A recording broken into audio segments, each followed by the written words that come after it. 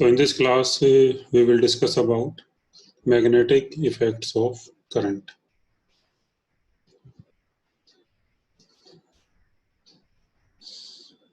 तो भी इसमें देखो इलेक्ट्रिसिटी एंड मैग्नेटिज्म.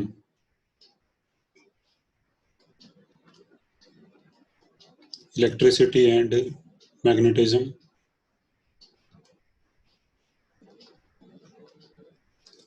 तो पहले हम ये सोचते थे कि इलेक्ट्रिसिटी और magnetism these are two different branches of physics. कि इलेक्ट्रिसिटी अलग है और मैग्नेटिज्म ये अलग है. But in 1820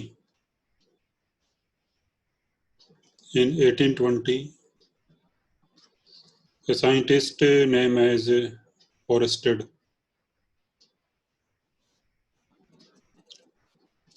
he found a connection between electricity and magnetism.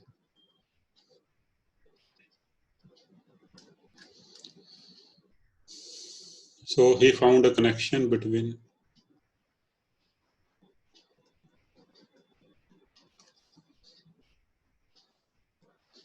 electricity and magnetism.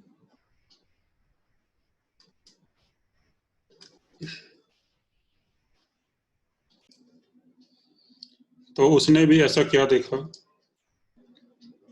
तो when he placed a current carrying wire near a magnetic needle, जैसे मान लो ये कोई करंट कैरिंग वायर है,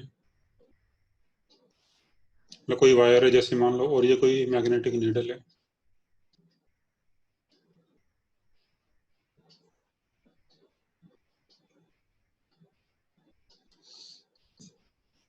When he flowed the current through the wire, जब उसने wire में current flow किया, then this magnetic needle is found to be deflecting.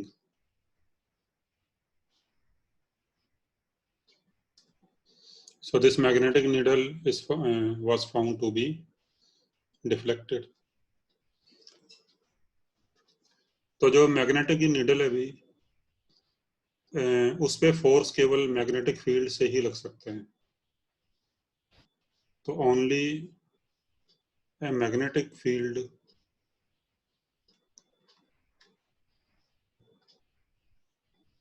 can apply a force on magnetic needle.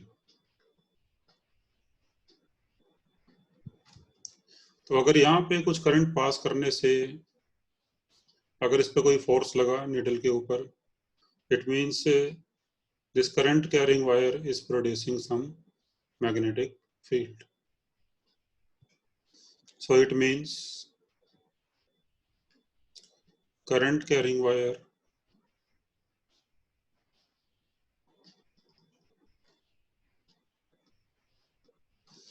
produces magnetic field.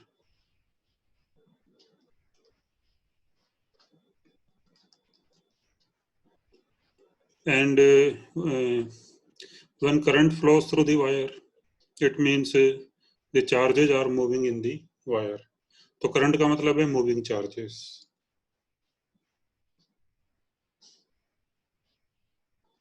And current means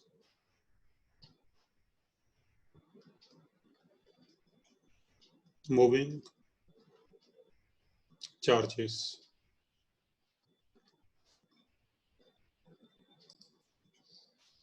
So finally we can say that the moving charges are the sources of magnetic field. So final conclusion ये हुआ.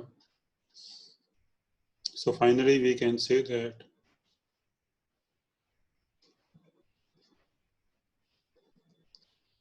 moving charges produce magnetic field.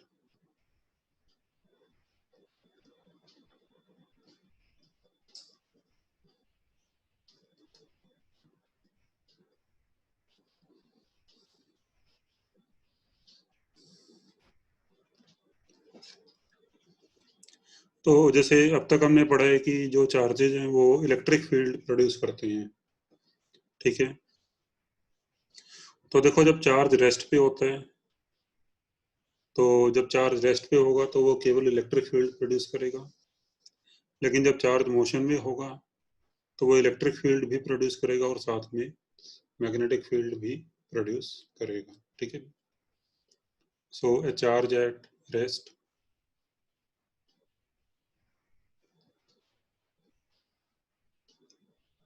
produces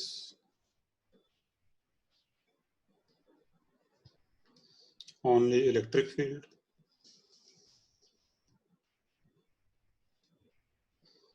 but a charge in motion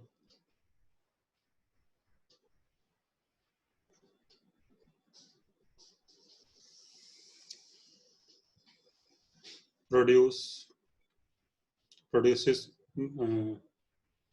both electric and magnetic field.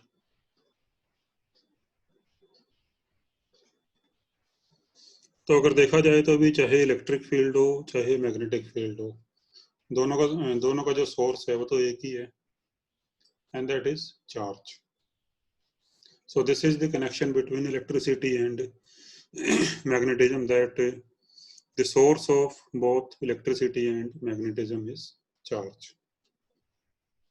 तो दोनों का source एक ही है, तो ये connection हमें मिला दोनों के बीच. The source of both electricity and magnetism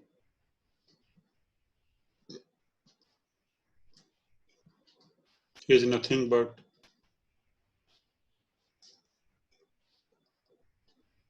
only charge.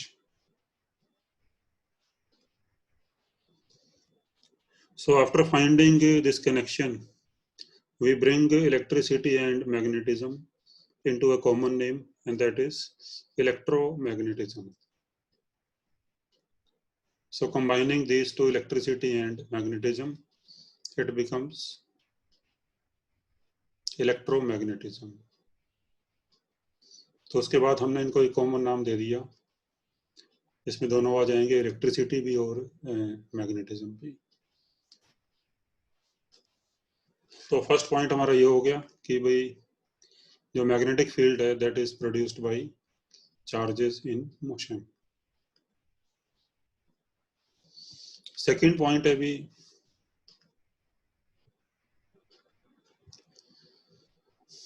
तो मैग्नेटिक फील्ड को हम बी से डिनोट करते हैं और ये एक वेक्टर क्वांटिटी होती है. So magnetic field is denoted by B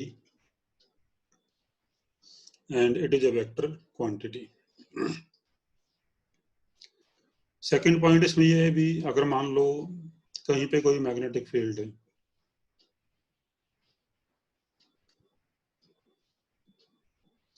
और इसके अंदर अगर हम एक चार्ज रख दें जो कि रेस्ट पे है, then no force acts on the charge in magnetic field when it is at rest. So no force is found to act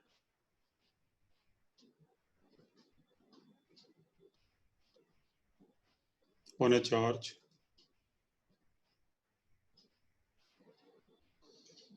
kept at rest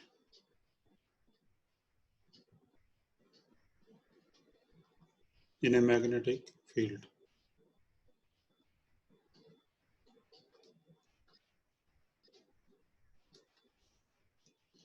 लेकिन जब हम चार्ज को कुछ वेलोसिटी दे देते हैं इन सम direction,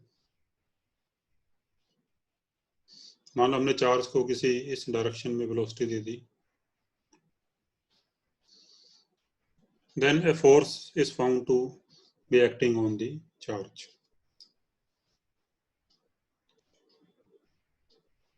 But when the charge is given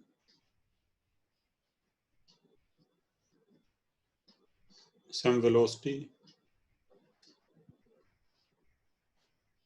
in some direction,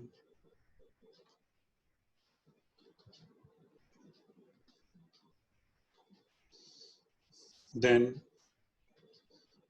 a force acts on charge due to magnetic field. तो फिर इसका मतलब क्या हुआ कि जो मैग्नेटिक फील्ड है वो स्टेशनरी चार्जेस पे फोर्स नहीं लगाता, वो फोर्स लगाता है मूविंग चार्जेस के ऊपर। तो सेकेंड पॉइंट का जो कंक्लूजन है वो क्या हुआ कि a magnetic field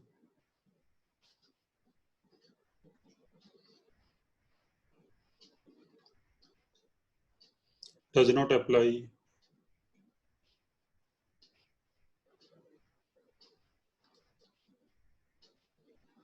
force on stationary charges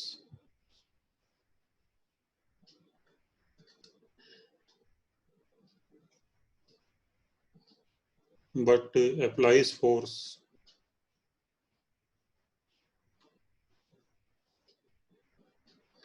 on moving charges।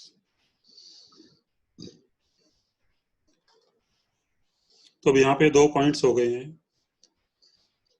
तो फर्स्ट पॉइंट है कि magnetic field is produced by moving charges, और फिर जो मैग्नेटिक फील्ड प्रोड्यूस हुआ मान लो, फिर वो किसी और चार्ज पे तभी फोर्स लगाएगा जब वो चार्ज मोशन में होगा। ठीक है, तो ये दो पॉइंट्स यहाँ पे हमारे हो गए। तो इस चैप्टर में हम बेसिकली ये सीखेंगे कि फिर किसी चार्ज पे कितना फोर्स लगेगा, एंड जो करंट कैरिंग वायर्स हैं वो जो मैग्नेटिक फील्ड प्रोड्यूस करेंगे उनकी वैल्यू क्या होगी। ठीक है, तो इस चैप्टर में हम दो चीज़ें सीखेंगे भी, इसको दो पार्ट्स में स्टडी करेंगे। पार्ट वन,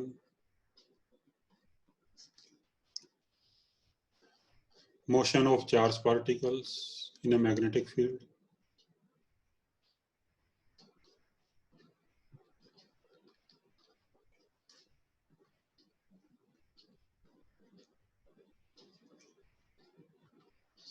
मतलब कि अगर हम किसी चार्ज पार्टिकल को किसी मैग्नेटिक फील्ड में कुछ वेलोसिटी देके अगर छोड़ दें तो उस पर क्या फोर्स लगेगा, उसका पाथ कैसा होगा, तो इसके बारे में स्टडी करेंगे। और सेकंड पार्ट इसका है भी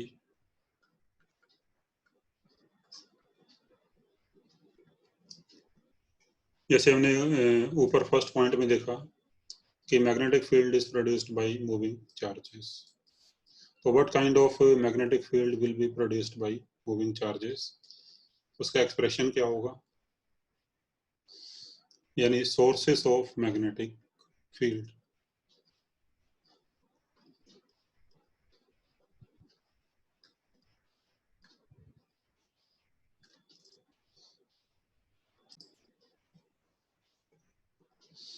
Means suppose some current is flowing through wire, then what magnetic field it will produce at some point।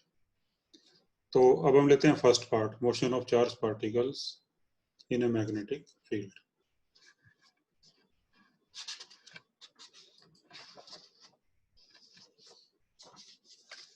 तो इसमें सबसे पहला पॉइंट है भी force on a moving charge in magnetic field.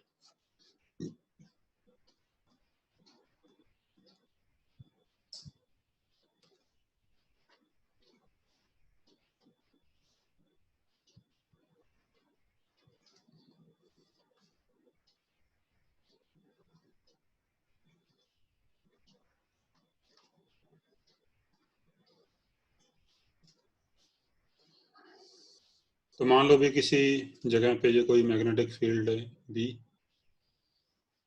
से अलोंग एक्स डायरेक्शन,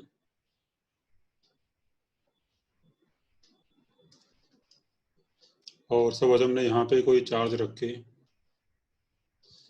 मान लो चार्ज क्यू से positive charge है Q, suppose this is x axis,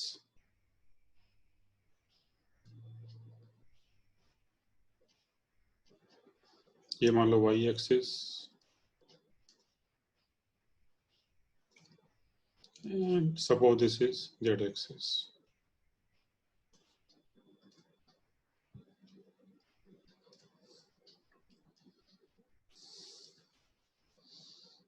और सपोज हमने चार्ज, ये जो चार्ज पार्टिकल है इसको हमने कुछ वेलोसिटी दे दी in X Z plane at some angle theta to the magnetic field. Suppose we throw the charge particle with some velocity v in xz plane and the velocity makes angle theta with magnetic field. तो फिर इस पे कितना force लगेगा अभी? तो what is the value of magnetic force? तो let a charge q is projected in a magnetic field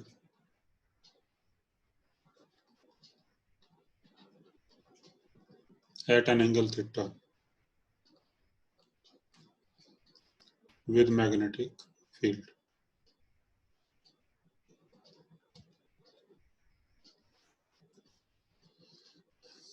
तो इसके ऊपर जो फोर्स लगेगा अभी, then force acting on charge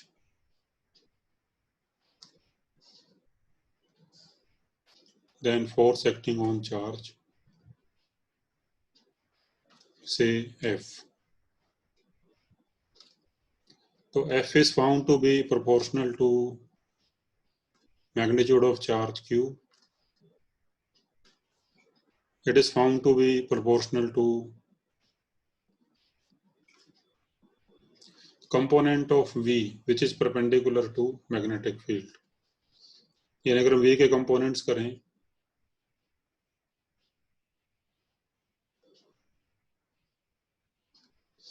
तो V का ये component आएगा V cos थीटा और ये component आएगा V sin theta.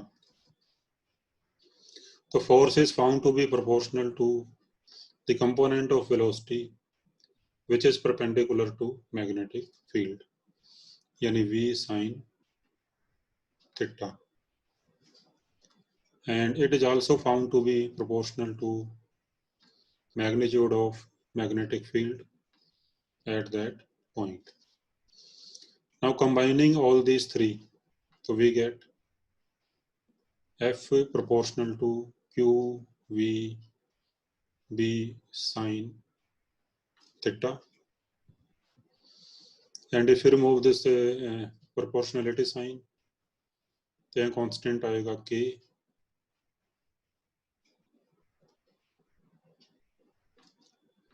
But value of K is 1 in all systems of units. But K equal to 1 in all systems of units.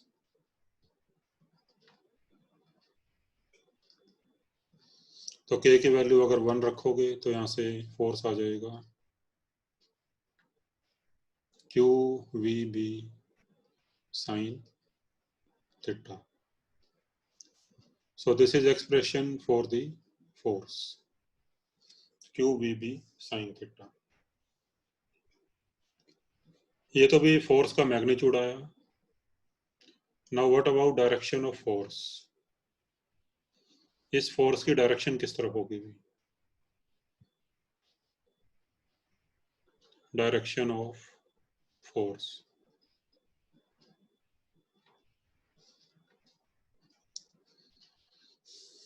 तो direction of force कुछ इस तरह से होती है कि जो फोर्स है वो वेलोसिटी और मैग्नेटिक फील्ड दोनों के ही परपेंडिकुलर होते हैं.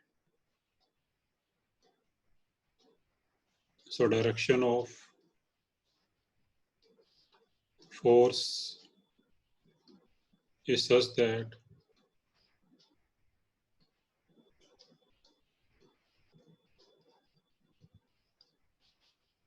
it is perpendicular to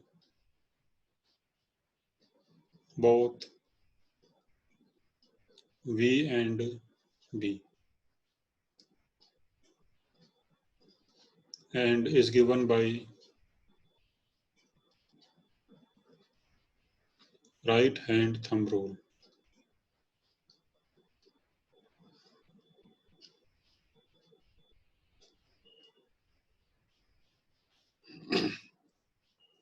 basically force को हम वेक्टर फॉर्म में ऐसे लिख सकते हैं,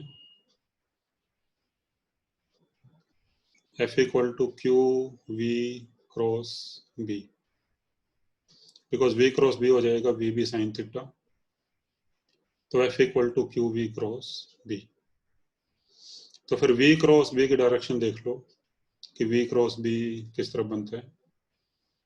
तो V जैसे V इस तरफ है, B इस तरफ है, तो V क्रॉस B हो जाएगा Y डायरेक्शन के अलोंग।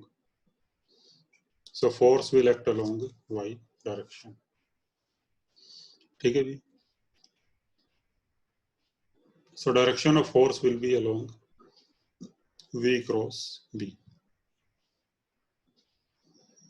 तो ये जो डायरेक्शन अभी फोर्स की V क्रॉस B के अलोंग, ये पॉजिटिव चार्ज के लिए है। अगर बाई चांस चार्ज नेगेटिव है तो फिर माइनस आ जाएगा, तो फिर फोर्स की डायरेक्शन इसके अपोजिट हो जाएगी। ठीक है, तो पॉजिटिव चार्ज के लिए फोर्स की डायरेक्शन होगी V क्रॉस B की डायरेक्शन में, और नेगेटिव चार्ज के लिए उसके अपोजिट हो जाएगी।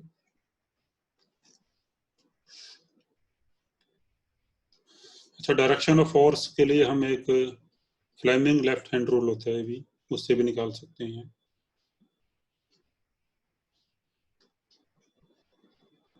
Fleming's left hand rule.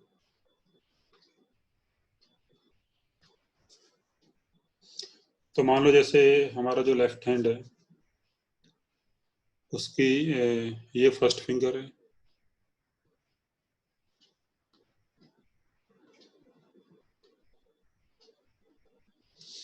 और ये मिडिल फिंगर है, बड़े वाली फिंगर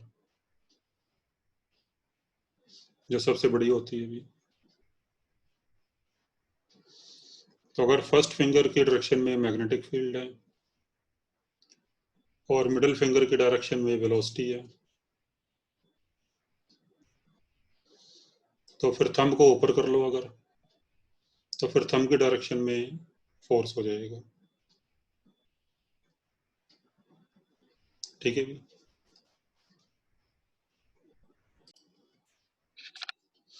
तो कुछ इस तरह से देखो भी, ये हमारी ये फर्स्ट फिंगर है ये वाली, तो फर्स्ट फिंगर की डायरेक्शन में मैग्नेटिक फील्ड हो गया। ये वाली मिडिल फिंगर है तो उसके डायरेक्शन में वेलोसिटी हो गई, और फिर जो ये थंब है ये ऊपर की तरफ है, तो थंब के डायरेक्शन में फोर्स हो जाएगा भी। ठीक है, तो फर्स्ट फिंगर की डायरेक्शन में मैग्नेटिक फील्ड, मिडिल फिंगर की डायरेक्शन में वेलोसिटी, तो थंब के डायरेक्शन में हो जाएगा फोर्स।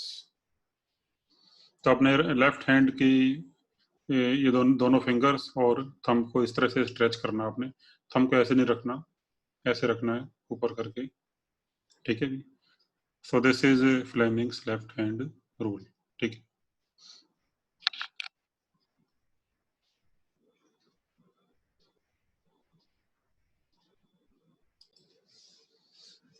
इसके बाद अभी कुछ स्पेशल केसेस।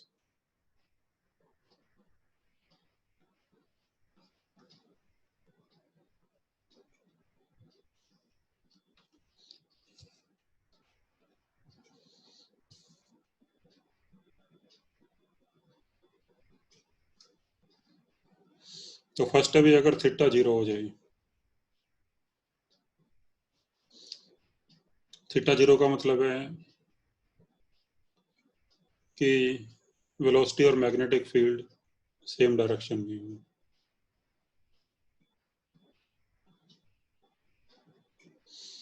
तो अगर यहाँ पे थीटा को 0 पुट करोगे तो साइन 0 0 होता है, तो फोर्स की वैल्यू 0 आ जाएगी। यानी अगर वेलोसिटी और मैग्नेटिक फील्ड पैरेलल हैं एक दूसरे के, तो फिर कोई फोर्स नहीं लगेगा। So velocity and magnetic field are parallel, then no magnetic force acts on the charge. Second है भी अगर थीटा 180 हो जाए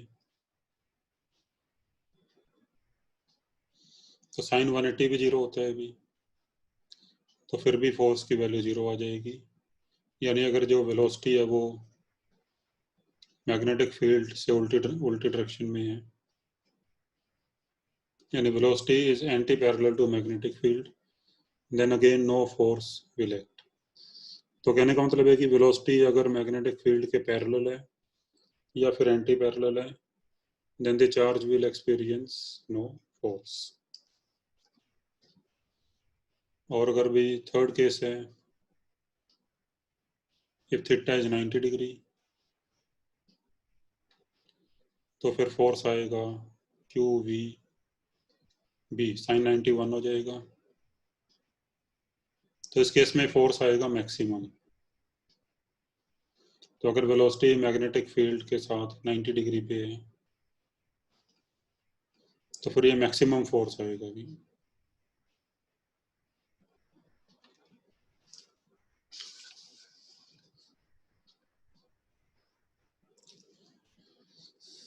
अच्छा, मैग्नेटिक फील्ड के कुछ और नाम आप क्वेश्चंस में देख सकते हो, जैसे कई बार लिखा होता है magnetic field intensity, magnetic field intensity, तो इसका मतलब भी बी ही होगा। या फिर जैसे मैग्नेटिक फ्लक्स डेंसिटी, इसका मतलब भी बी होगा।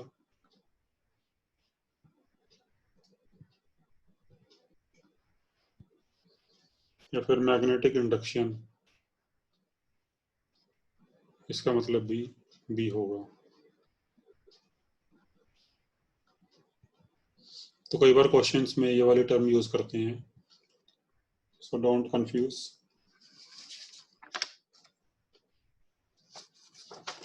इसके बाद अब unit of magnetic field intensity.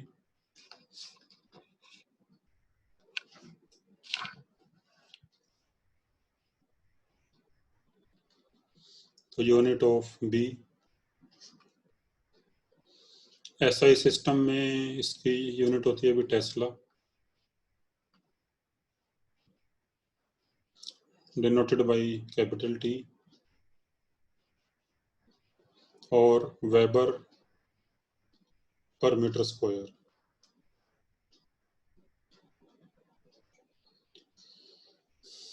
Basically जैसे भी हमने इलेक्ट्रिक फ्लक्स किया था वैसे ही मैग्नेटिक फ्लक्स होता है बी इंटू एरिया। तो फ्लक्स की यूनिट होती है वेबर और एरिया की मीटर स्क्वायर, तो फिर मैग्नेटिक फील्ड की हो जाएगी फ्लक्स अपॉन एरिया, यानी वेबर पर मीटर स्क्वायर। तो वेबर का शॉर्ट फॉर्म है डब्ल्यू बी।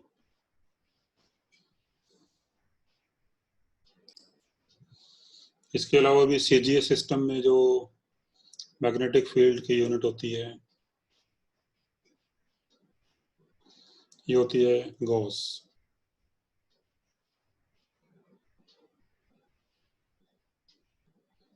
Capital G. और दोनों में रिलेशन ये होती है कि 1 टेस्ला इज इक्वल टू 10 की पावर 4 गॉस। तो 1 Tesla is quite a big unit of magnetic field. तो इस करके मैग्नेटिक फील्ड फिर हम कई बार गॉस में भी ले सकते हैं।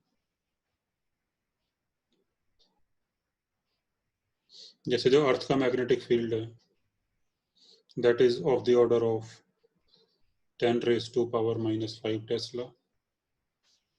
ठीक है, जो अर्थ का मैग्नेटिक फील्ड है भी वो इस ऑर्डर का होता है। इसके अलावा भी जो बी का जो डायमेंशनल फार्मूला होगा वो क्या होगा? तो बी का डायमेंशनल फार्मूला होता है M A -1 T -2, that you can find using this formula. जैसे फोर्स होता है क्यू वी बी तो ऐसे b आ जाएगा F/QB। फिर फोर्स का जैसे फार्मूला होता है भी mLT-2। चार्ज का करंट इनटू टाइम, करंट के लिए a, टाइम के लिए t, और वेलोसिटी का लेंथ अपॉन टाइम। तो टाइम से टाइम कैंसिल, l से l कैंसिल, a ऊपर चला जाएगा तो ये आ जाएगा ma-1t-2। तो ये हो गया अभी हमारा unit of magnetic field, and this becomes force. So force equal to QVB sin theta, and direction of force is given by V cross B. इसके बाद में नेक्स्ट पॉइंट है path of charge particles in magnetic field.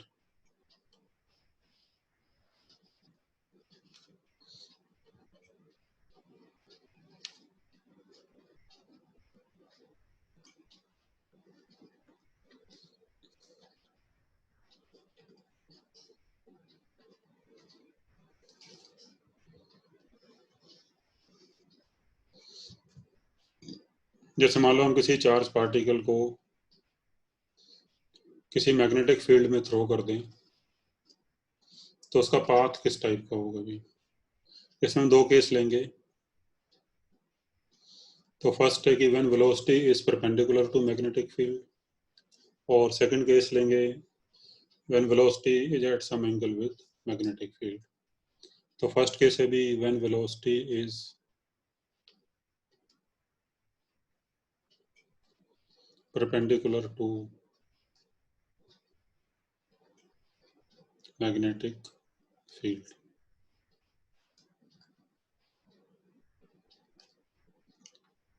तो भी मान लो किसी जगह पे कोई मैग्नेटिक फील्ड भी है और मैग्नेटिक फील्ड मान लो अंदर की तरफ है, इनवर्ड है, तो इनवर्ड के लिए हम क्रॉस लगाते हैं और आउटवर्ड के लिए डॉट लगाते हैं।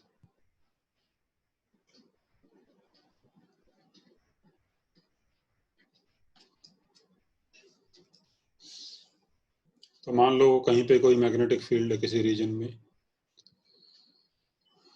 और मैग्नेटिक फील्ड है इन द इनवर्ड डायरेक्शन, यानी perpendicular to the screen, perpendicular to the screen of this computer or your mobile, and inside the screen in the inward direction। और सपोज हमने किसी चार्ज पार्टिकल Q जिसका मास है m, इसको हमने suppose ऊपर की तरफ फेंक दिया किसी वेलोसिटी v से। तो वेलोसिटी ऊपर की तरफ है और b अंदर की तरफ है, तो फिर दोनों में एंगल हो गया 90 डिग्री। तो फिर इस पर एक फोर्स आएगा भी मैग्नेटिक फील्ड की वजह से। फोर्स आएगा QVB साइन थीटा, थीटा यहाँ पे 90 डिग्री है, तो फोर्स आ जाएगा QVB। अब ये फोर्स किस तरफ लगेगा अभी, तो अगर आप V क्रॉस B की डायरेक्शन निकालो तो V क्रॉस B की डायरेक्शन इस तरफ आएगी, तो फिर ये फोर्स लगेगा इस तरफ।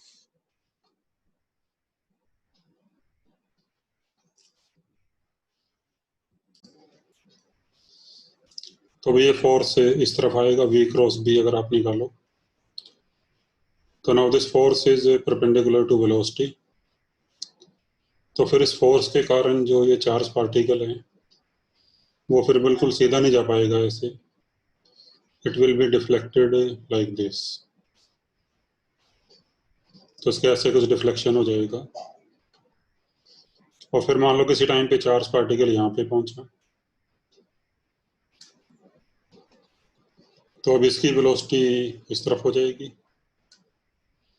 Because velocity is always tangent to the path. ठीक है, तो वेलोसिटी इस तरफ हो जाएगी।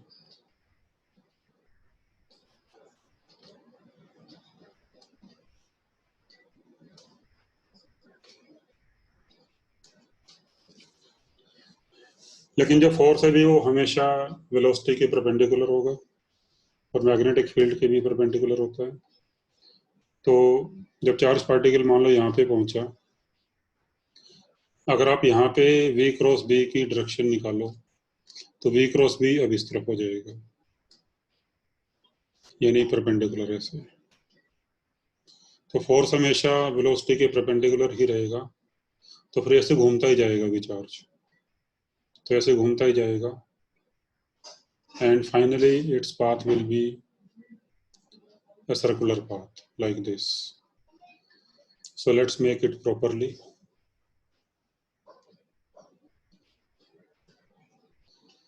तो फाइनली इसका पाथ कुछ ऐसा हो जाएगा भी,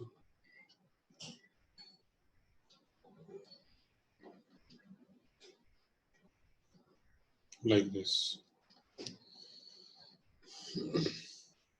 So finally the charge particle will move in circular path.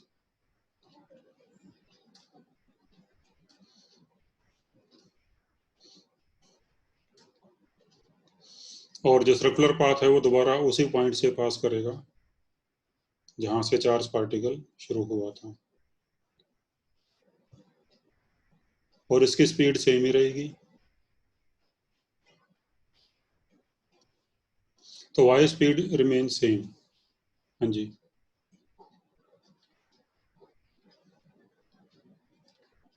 Y speed of charge remain same.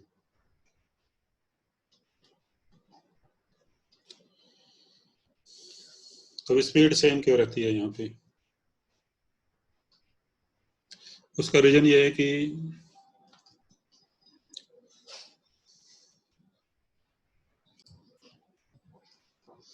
देखो जो मैग्नेटिक फोर्स है वो हमेशा वेलोसिटी के परपेंडिकुलर है। जैसे किसी फोर्स की पावर होती है एफ डॉट वी, और अगर फोर्स मान लो वेलोसिटी के परपेंडिकुलर हो तो फिर पावर जीरो हो जाएगी। अब जो मैग्नेटिक फोर्स है वो हमेशा वेलोसिटी के परपेंडिकुलर होता है, तो फिर पावर जीरो हो जाएगी यहाँ पे। तो power of magnetic force is zero, और पावर जीरो है तो फिर वर्क भी जीरो हो जाएगा, बिकॉज वर्क होता है पावर इनटू टाइम।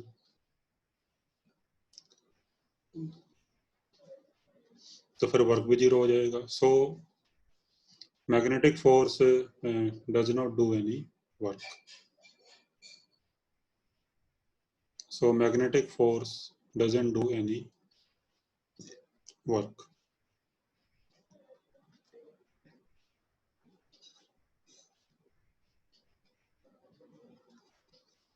ठीक है, तो भाई मैग्नेटिक फोर्स कभी कोई काम नहीं करता, क्योंकि जो मैग्नेटिक फोर्स है वो हमेशा वेलोसिटी के परपेंडिकुलर ही लगेगा। And we know that work done is equal to change in K.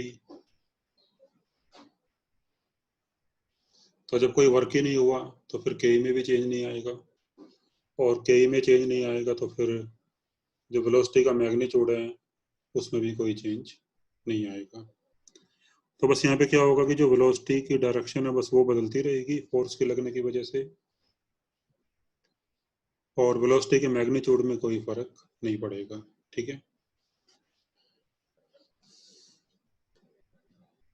तो फाइनली जो चार्ज पार्टिकल है फिर वो सर्कल में घूमेगा। मान लो सर्कल की रेडियस है आर, तो what is the radius of this circle?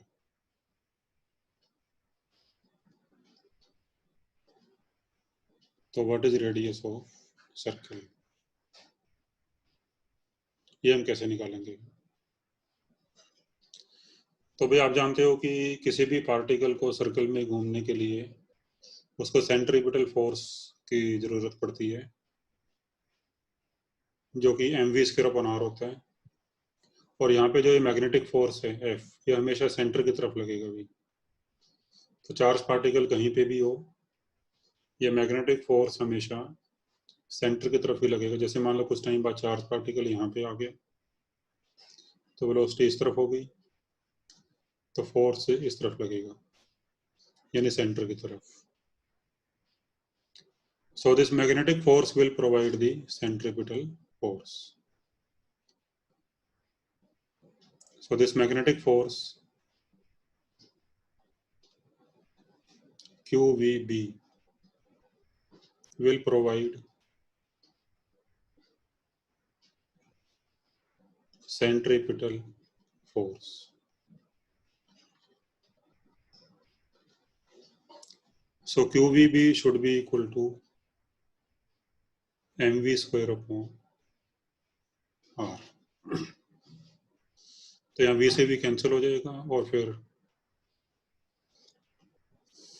r की वैल्यू आ जाएगी mv upon qb. So this is formula for radius of circle in which the charge particle will move. इसके बाद नेक्स्ट है भी time period.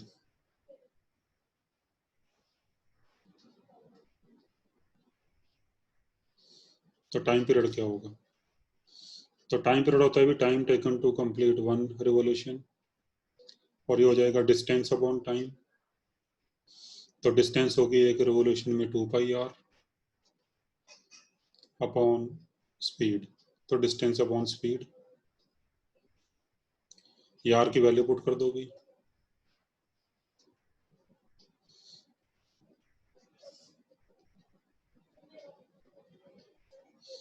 तो v से v cancel.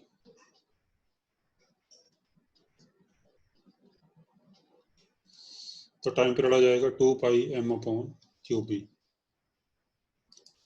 फिर इसके बाद अभी फ्रीक्वेंसी.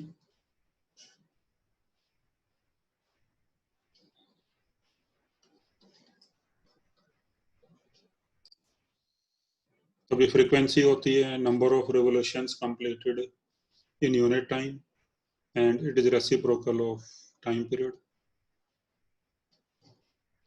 तो QB अपॉन 2 पाई m. तो ये फ्रीक्वेंसी हो जाती है. This frequency is also known as cyclotron frequency. Cyclotron frequency.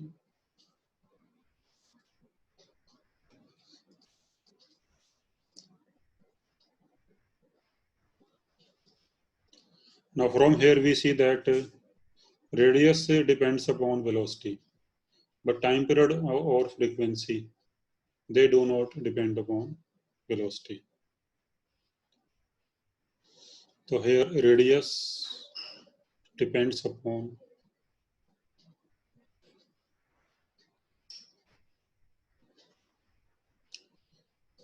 velocity, but time period or frequency do not depend on velocity. इसका मतलब क्या हुआ कि अगर मान लो हमने चार्ज पार्टिकल को थोड़ी ज़्यादा या थोड़ी कम स्पीड से फेंका होता, मान लो इसको हमने थोड़ी ज़्यादा स्पीड से फेंका होता,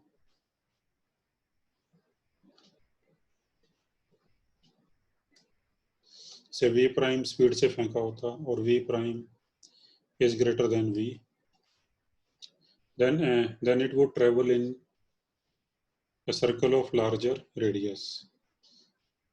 तो यहाँ पे v बढ़ गई है तो फिर r की वैल्यू बढ़ जाएगी.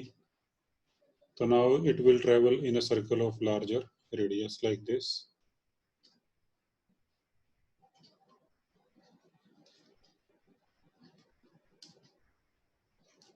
जिसका सेंटर मान लो कुछ यहाँ पे होगा.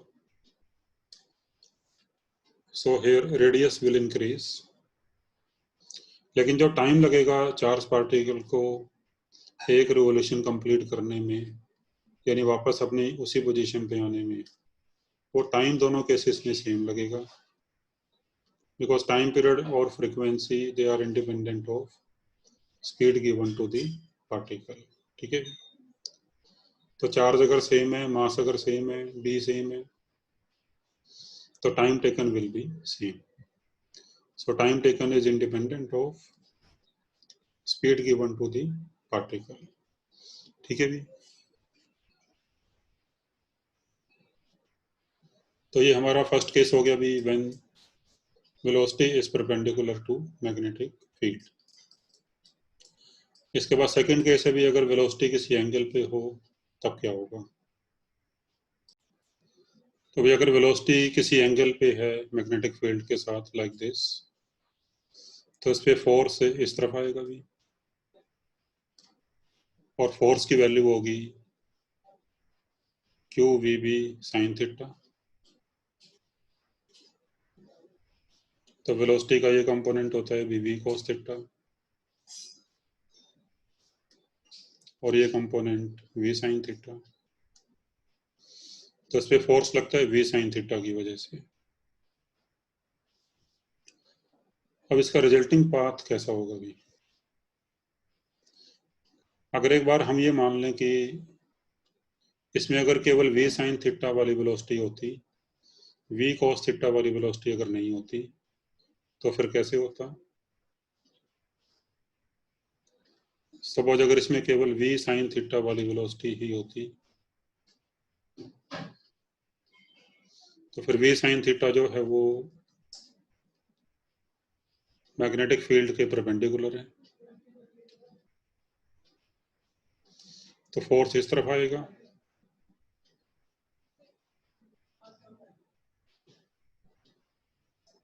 और इसका फिर जो रिजल्टिंग पाथ है वो सर्कुलर हो जाएगा एज डन हेयर। ठीक है भी, तो अगर मान लो वेलोसिटी केवल इसमें वी साइन थीटा वाली ही हो, और मान लो वी cos थीटा 0 मान लो अगर, तो now velocity becomes perpendicular to magnetic field, और जब वेलोसिटी मैग्नेटिक फील्ड के परपेंडिकुलर होती है तो रिजल्टिंग पाथ होता है सर्कुलर मोशन, सर्कुलर पाथ होता है, जिसकी रेडियस होती है M we upon Q B. तो बस यहाँ पे v की जगह पे आ जाएगा v साइन थीटा। ठीक है, मतलब Q V sine theta b is equal to M V sine theta square upon r। तो बस यहाँ v की जगह पे आ जाएगा v साइन थीटा। तो फिर ये जो मूव करेगा, it will move in a circle of radius r which is equal to M V sine theta upon Q B, और वो सर्कल कुछ इस टाइप का होगा भी।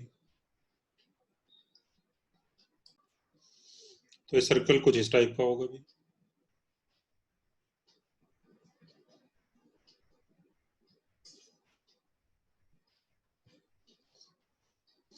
जिसका सेंटर कुछ यहाँ पे होगा, और ये इसकी रेडियस होगी।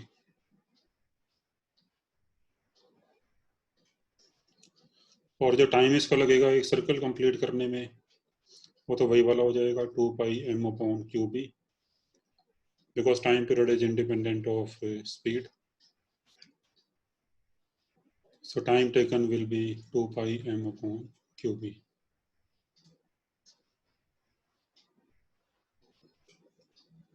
ठीक है भी,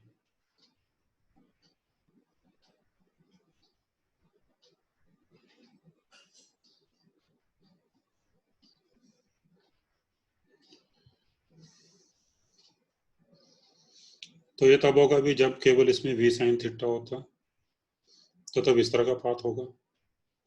ये सर्कल होगा, मान लो अगर ये एक्स एक्सिस है, ये वाई एक्सिस है, और ये जेड एक्सिस है। So this circle will be in Y Z plane, in Y Z plane, जिसका सेंटर होगा ऑन वाई एक्सिस। लेकिन अगर मान लो साथ में वी cos थीटा भी प्रेजेंट है अगर, अब जो वी cos थीटा है भी, ये जो वेलोसिटी है वी cos थीटा, ये मैग्नेटिक फील्ड के पैरेलल है, और आपको पता है कि जब वेलोसिटी मैग्नेटिक फील्ड के पैरेलल होती है तो उसकी वजह से कोई फोर्स नहीं आता। तो फिर वी cos थीटा की वजह से कोई फोर्स नहीं आएगा, और वी cos थीटा की वजह से जो चार्ज पार्टिकल है वो आगे जाता रहेगा। ठीक है जी, तो फिर जो चार्ज पार्टिकल है वो आगे भी जाएगा। यानी अगर मान लो केवल इसमें वी cos थीटा होती, वी साइन थीटा नहीं होती, ठीक है, अगर मान लो इसमें केवल v cos थीटा होती और v sin थीटा नहीं होती, फिर तो इस पर कोई फोर्स नहीं लगता, और फिर जो मोशन है चार्ज पार्टिकल की वो इस तरफ हो जाती है अलोंग द स्ट्रेट लाइन, फिर चार्ज पार्टिकल अपना सीधा ही जाता रहता है इस तरफ, तो इस पर कोई फोर्स नहीं लगेगा, कुछ नहीं होगा, and its speed will remain same. लेकिन अगर मान लो अब दोनों वेलोसिटी प्रेजेंट है, v cos थीटा भी प्रेजेंट है और v sin थीटा भी प्रेजेंट है, तो v cos थीटा की वजह से तो चार्ज पार्टिकल आगे जाएगा और v sin थीटा की वजह से वो सर्कल में घूमेगा, तो फिर इसका जो रिजल्टिंग पाथ है वो कुछ इस तरह से हो जाएगा, इसका रिजल्टिंग पाथ कुछ ऐसे हो जाएगा, लाइक दिस। तो आफ्टर वन रिवोल्यूशन अब वो यहाँ पे नहीं पहुंचेगा, कुछ यहाँ पे पहुंचेगा, क्योंकि v cos थीटा की वजह से इस तरफ जाएगा और v sin थीटा की वजह से वो सर्कल में घूमेगा, तो उसका रिजल्टिंग पाथ अब कुछ ऐसे हो जाएगा। तो आफ्टर वन रिवोल्यूशन वो एक्स एक्सिस पे यहाँ पे पहुंचेगा, ये जो डिस्टेंस होगी अगर ये डिस्टेंस निकालनी हो, इस डिस्टेंस को बोलते हैं पिच।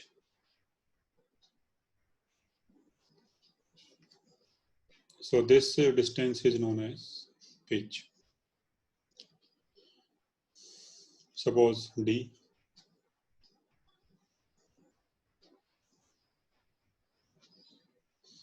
तो फिर d की वैल्यू आ जाएगी वेलोसिटी इनटू टाइम, तो इस डायरेक्शन में वेलोसिटी है v cos थीटा और टाइम लगेगा एक चक्कर पूरा करने में t, तो पिच की वैल्यू आ जाएगी v cos theta into t, और t की वैल्यू पुट कर दो अगर,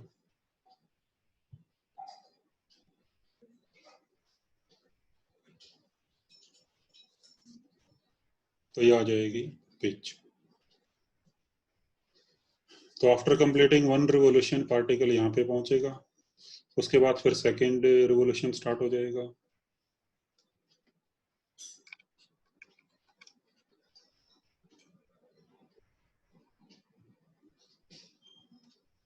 लाइक दिस। तो सेकेंड रिवोल्यूशन के बाद फिर चार्ज पार्टिकल यहाँ पे आएगा,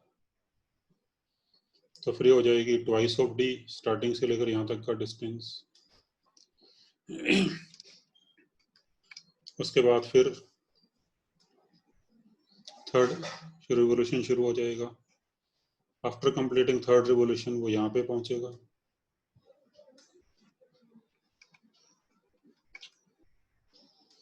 एंड लाइक दिस।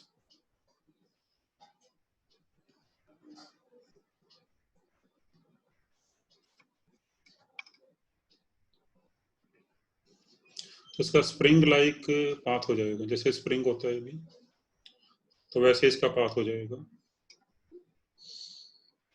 इसको बोलते हैं helical path. This path is known as helix,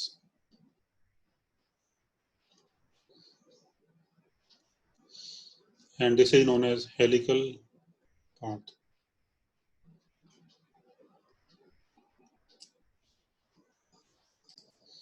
ठीक है भी, तो फाइनली जो पाथ होगा चार्ज पार्टिकल का यहाँ पे, तो वो होगा हेलिकल पाथ, यानी v sin थीटा की वजह से वो सर्कल में घूमेगा और v cos थीटा की वजह से आगे भी जाएगा, तो दोनों का जो कॉम्बिनेशन बनेगा तो वो बनेगा हेलिकल पाथ। और इसका जो एक्सिस होगा हेलिकल पाथ का, वो इसका सेंटर यहाँ पे होगा जैसे, तो एक्सिस ऑफ हेलिकल पाथ यहाँ पे हो जाएगा, सो this is axis of helical path which will be above x axis, passing through y axis and above x axis, तो एक्सिस ऑफ हेलिकल पाथ। और इस हेलिकल पाथ की जो रेडियस है वो होगी mv sin theta upon qb, and time taken to complete one revolution 2 pi m upon qb, और ये फार्मूला हो गया पिच का, v cos theta into T. ठीक है।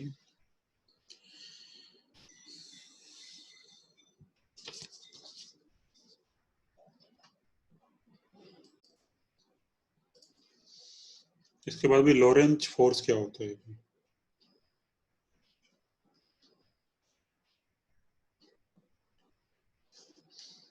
देखो मान लो जब कोई चार्ज इलेक्ट्रिक फील्ड में है तो उस पर फोर्स लगता है Q इंटू ई,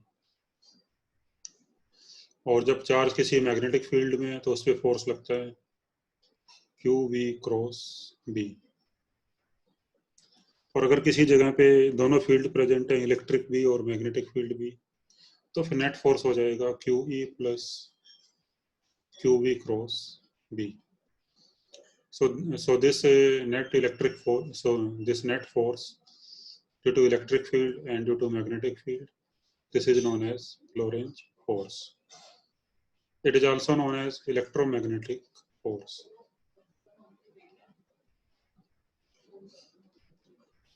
ठीक है भी, तो जो नेट फोर्स होगा इलेक्ट्रिक और मैग्नेटिक फील्ड का मिला के, उसको बोलते हैं इलेक्ट्रोमैग्नेटिक फोर्स या लोरेंज फोर्स।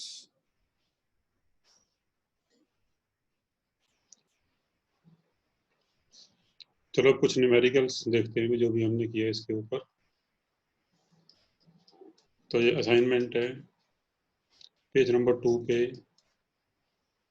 पेज नंबर 1 पे इसमें कुछ ये कंसेप्ट मेकिंग क्वेश्चंस हैं, तो इन्हें आप पढ़ लेना।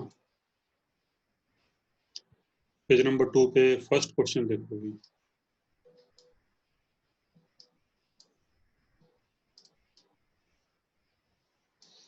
A positive charge enters into a magnetic field of 3i plus 4j plus 7k. Its acceleration at any time is found to be this 3i plus xj plus 3k. तो what is the value of x? तो भी एक बार इसको आप खुद try करो जरा, video को यहीं पॉज करके think yourself about this question.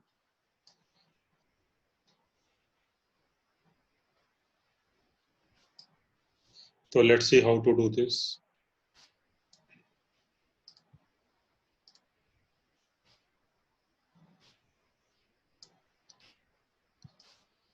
देखो हमें मैग्नेटिक फील्ड दिया हुआ है और एक्सेलरेशन दी हुई है। तो magnetic field is 3i plus 4j plus 7k and acceleration is 3i plus xj plus 3k। तो फिर x की वैल्यू क्या होगी? तो देखो जैसे भी फोर्स का फार्मूला होता है क्यू बी क्रॉस बी, तो force is perpendicular to both velocity and magnetic field. So force is perpendicular to magnetic field, but F equal to M A होता है जैसे।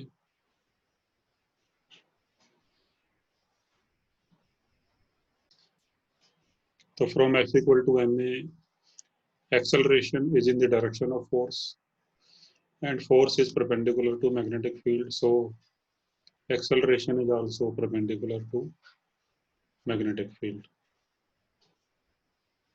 तो अभी अगर acceleration magnetic field के perpendicular है तो फिर इन दोनों का डॉट प्रोडक्ट 0 होना चाहिए।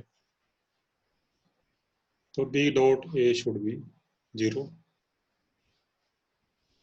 तो इनका डॉट प्रोडक्ट आएगा भी 3 into 3 9 plus 4 into X 4x plus 7 into 3 21 equal to 0। तो यहाँ से x की वैल्यू आ जाएगी -7.5। तो अब इसका आंसर आ जाएगा -7.5। क्वेश्चन नंबर 2 देखो भी।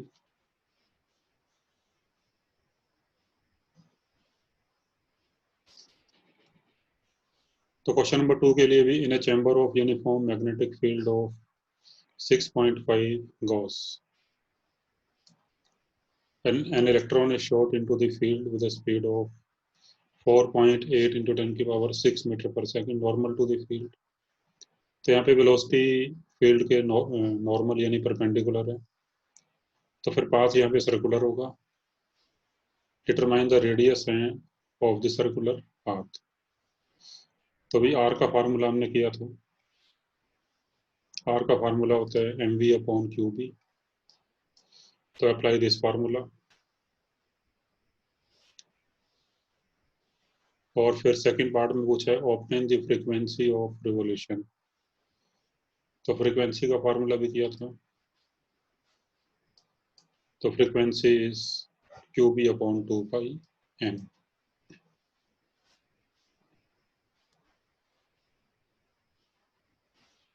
तो ये जो फर्स्ट क्वेश्चन यहाँ पे है ये सेकंड का सोल्यूशन है बेसिकली। तो apply the formula r equal to M we upon Q B.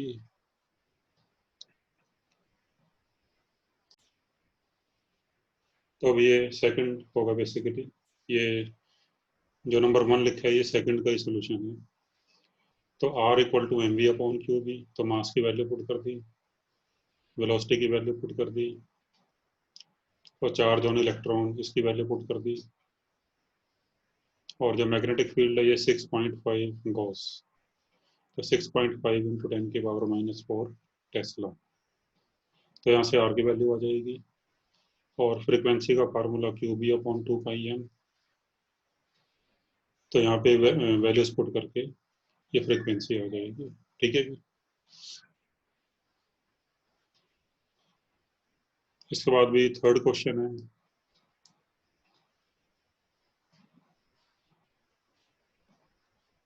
तो ये भी फार्मूला बेस्ड है।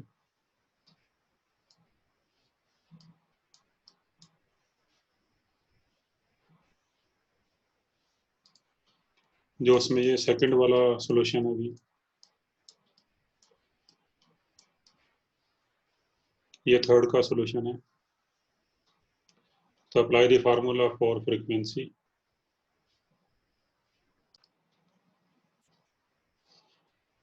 Cyclotron oscillator frequency is 10 megahertz, तो फ्रीक्वेंसी अभी 10 मेगाहर्ट्ज। तो apply the formula for frequency q b upon 2 pi m. तो यहाँ से बी की वैल्यू आ जाएगी। ठीक है,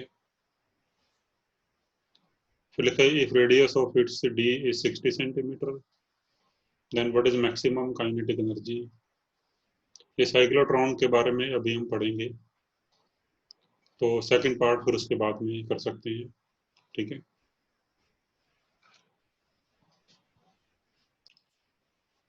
अच्छा इसमें अब कई बार ऐसे क्वेश्चन आते हैं, जैसे रेडियस ऑफ सर्कुलर पाथ होती है r equal to M we upon Q b. Suppose you are given kinetic energy of charge particle, then find its radius. तो फिर उस केस में हम जो काइनेटिक एनर्जी है उसको लिख लेंगे हाफ एम वी स्क्वायर, और यहाँ से वी की वैल्यू आ जाएगी √2 k अपॉन एम। तो वी की वैल्यू यहाँ पुट कर देंगे, √2 k upon m upon Q B.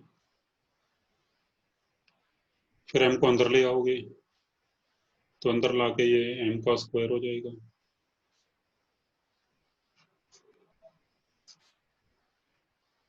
और फिर ये एम कैंसिल हो जाएगा भी। तो यहाँ से आर की वैल्यू आएगी √2 k m upon Q B.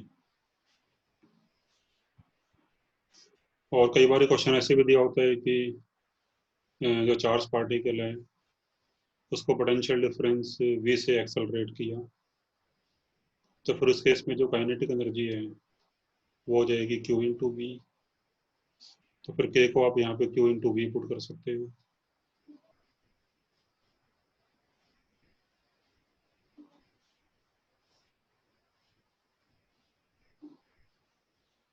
तो फिर यहाँ से आ जाएगा भी, q को अंदर ले जाओ अगर, तो ये 2mv/q, तो फिर ये आ जाएगा। ठीक है, अगर b को भी अंदर ले जाओ तो फिर ये हो जाएगा 2mv/q b² का अंडर रूट। तो जैसे भी ये क्वेश्चन है, question number 4, an electron emitted by a heated cathode and accelerated through a potential difference of 2 kilovolt enters into a region where a uniform magnetic field of 0.15 Tesla exists.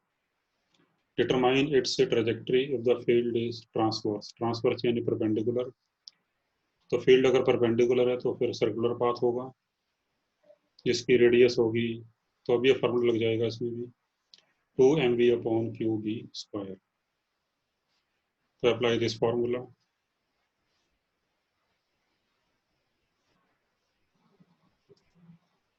ये r equal to under root 2mv/q_b²। तो v दे रखा है 2 kilo volt, तो 2000 हो जाएगा। b की value, charge की value और मास की वैल्यू पुट करके ये r की वैल्यू आ जाएगी 1 mm। फिर सेकंड पार्ट है भी, अगर उसको 30 डिग्री एंगल पे फेंकें तो फिर उसका पाथ हेलिकल होगा और उस हेलिकल पाथ की रेडियस होगी mv sin theta upon Q B. तो mv अपॉन क्यू बी, इसकी वैल्यू तो 1 mm है, तो फिर हो जाएगा r sin थीटा, r की वैल्यू 1 mm और थीटा की वैल्यू 30 डिग्री है, तो साइन 30 1/2 mm। और जो पिच होगी उसका जो फार्मूला होता है भी 2πm upon Q b into v cos theta, और v की वैल्यू निकालने के लिए अप्लाई दिस फार्मूला, तो k equal to half mv² और k हो जाएगी q इंटू वी, तो यहाँ से v की वैल्यू आ जाएगी। ये v की वैल्यू इक्वेशन नंबर 1 में डाल दोगे और फिर वैल्यूज वगैरह पुट करके आपका ये आंसर आ जाएगा। ठीक है,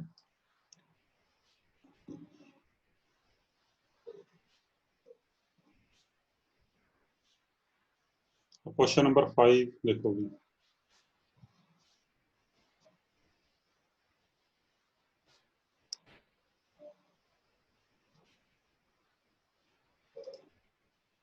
A proton, a deuteron and an alpha particle.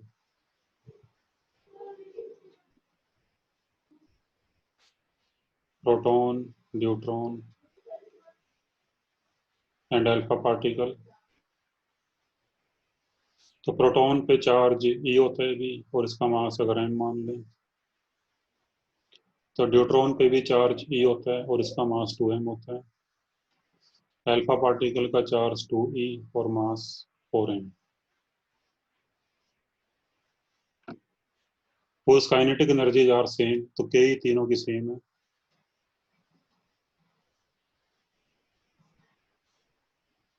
They enter perpendicularly in a uniform magnetic field. तो compare their radii। तो भी r का फार्मूला k की फॉर्म में ये होता है under root 2km upon Q B.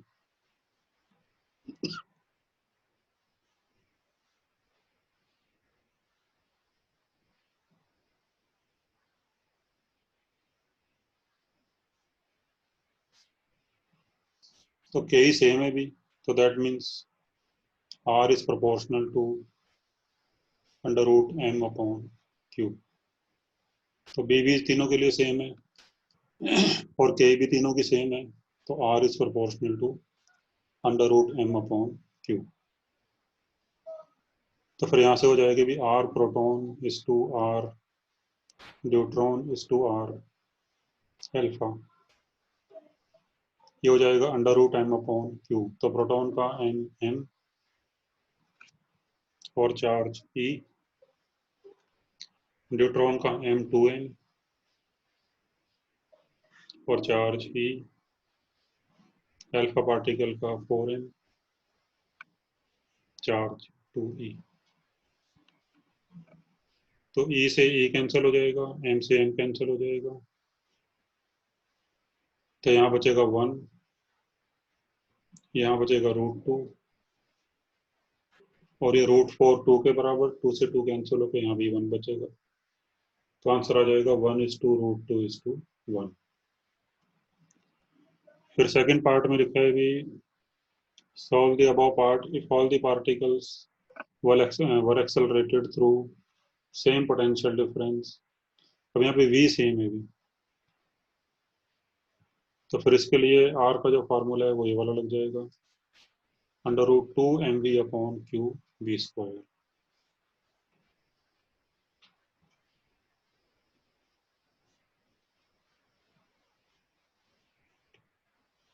तो यहाँ से भी r प्रोपोर्शनल टू आएगा √m/q, तो फिर e भी अंडर रूट के अंदर आ जाएगा।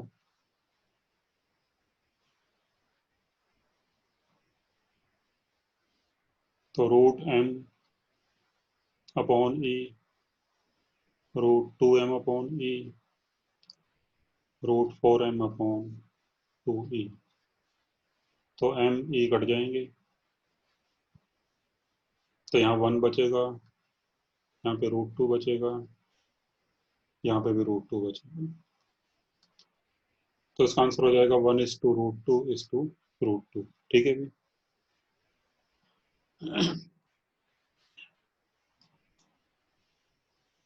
तो भाई अब आप इसके ये क्वेश्चंस कर सकते हो ट्राई।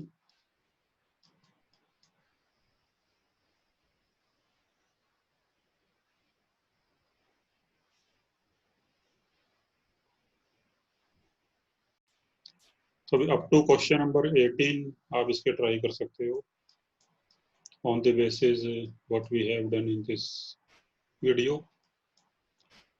तो 1 से लेकर 18 तक इसके आप ट्राई कर लेना। ठीक है।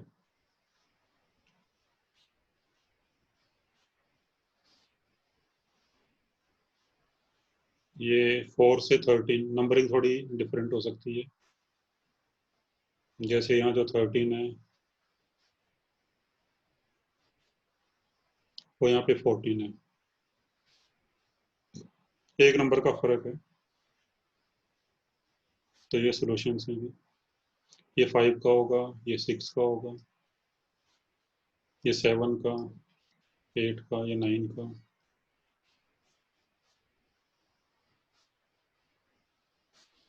ये 11 का होगा।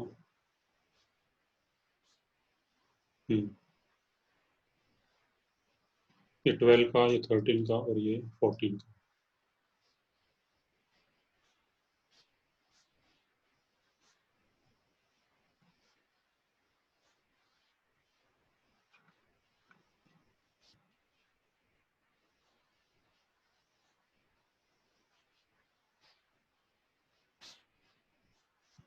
तो अभी इस वाली वीडियो में इतना ही करते हैं, remaining in the next video. Okay, thank you.